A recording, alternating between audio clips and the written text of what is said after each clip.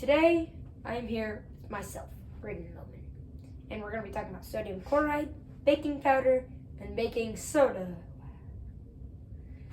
So first, sodium chloride. Sodium chloride is just salt, and salt is naturally found in salt water and underground rock. It is made when one sodium atom and one chlorine atom chemically merge together. Now on to baking powder.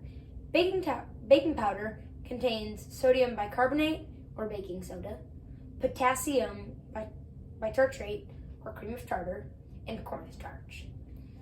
When combined with water, the baking powder makes carbon dioxide bubbles. And now on to baking soda.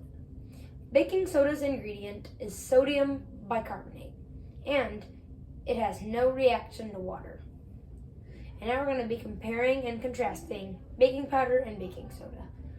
So first, baking soda doesn't react to water, but baking powder does. And there is only one ingredient in baking soda, while in baking powder there is 3. And then finally, baking powder and baking soda are both solids. Today I have Madam Curie here with me. That's me. Why did you start studying radioactivity? Well, me and my husband found out that radium destroys disease cells faster than healthy ones. Wow.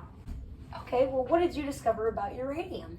I found out that an ore containing uranium is more radioactive than uranium itself. What was the first element that you discovered? First element I discovered was polonium. What did you discover about the atom? I found out that the atom was divisible. So, in what 2 fields did you win the Nobel Prize? I first won the Nobel Prize in physics and 8 years later in chemistry. On to World War. How did you help in World War I? I created mobile radiology units so that they could use x-rays in the battlefield.